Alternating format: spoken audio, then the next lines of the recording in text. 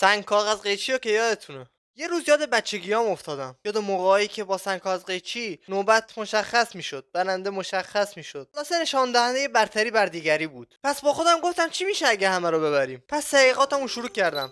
حالا تحقیقات چی میگه؟ تحقیقات میگه که اگر رقیب شما یک کاغذ بیارید. چرا؟ میگه که تحقیقات نشان میدهد که مردان غالبا حرکت اول خود را با سنگ آغاز میکنند، چرا که اعتقاد دارند سنگ قدرتمند است. این چرت و پرت این تئوری جواب نیست. شاید داخل بچگی جواب میداد ولی الان نه. بچه بودی همون اول سنگ می آوردیم، حتی مساوی میشد، ولی الان فکر نکنم جواب بده. مطمئن باشید هیچ کس یک حرکت رو 3 بار انجام نمیده. راست هم میگه. تو بار یه چیزو میاری، 3مین بار اونو انجام میدی. مفید بود، این مهمه، اینو باید به کار ببریم.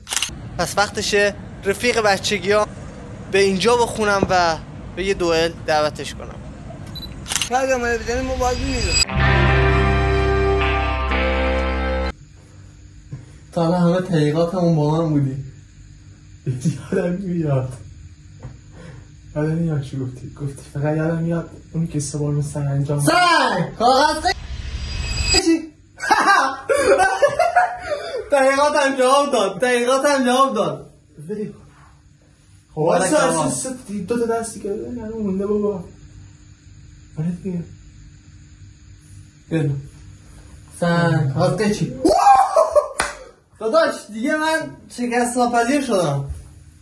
بیا ببینم کمر در باش. سومی چی بیارم؟ هستی بیارم. کاغذ نمیاری؟ نه. کاغذ نمیاری؟ نه. کاغذ نمیاری؟ تو کاغذ نمیاری؟ نه. تو کاغذ نمیاری؟ نه. فقط چه آوردی؟ یادم وایسا درست گرفتم. سنگ کاغذ قیچی. کاغذ قیچی. ای سنگ وایسا سری باش اینجا فکر کنم. سری باش. سنگ کاغذ قیچی. 3-0 داداشمات. گل پسر. گلت پادشاه سنگ کاغذ قیچی نسل جدید رو بستم دیگه. نسل جدید رو بستم. آقا بیا تو کادر. بیا شما بگیرم. چی بگم؟ نظرت چی بود؟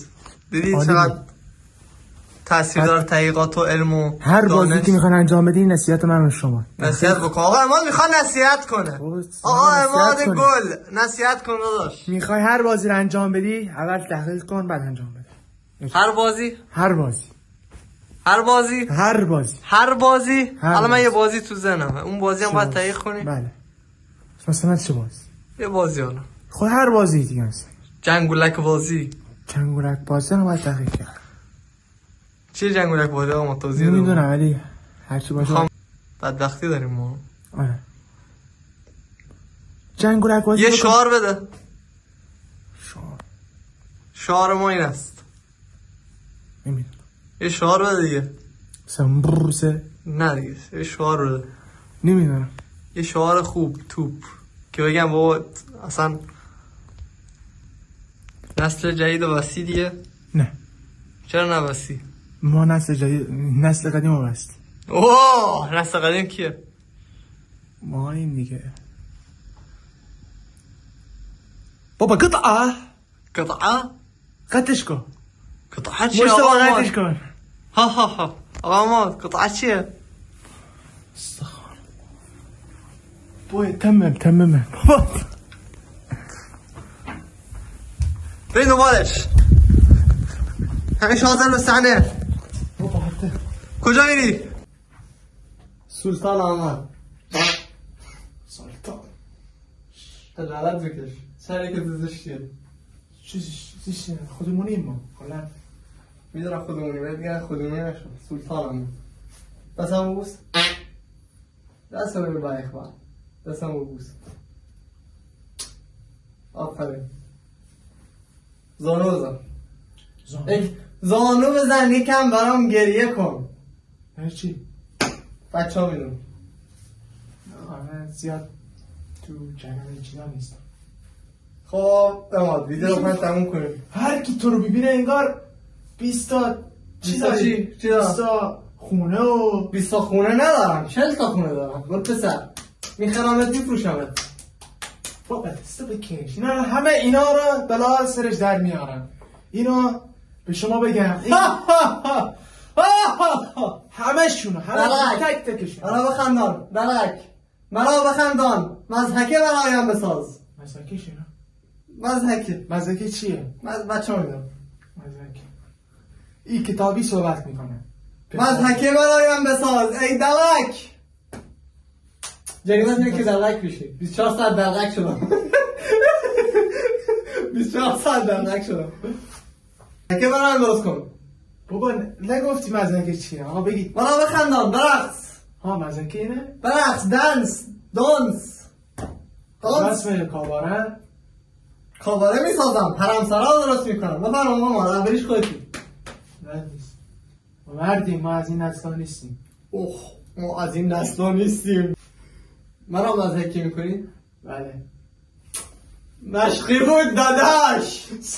داداش مشقی بود.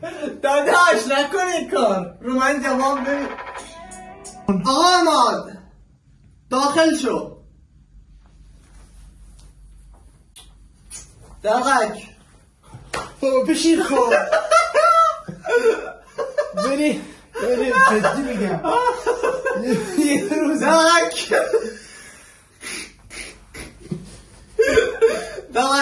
مزحکه برایم درست کن. چو دلق مزحکه برایم بساز. مرا بخندان. چرا افسرده شده این موش من؟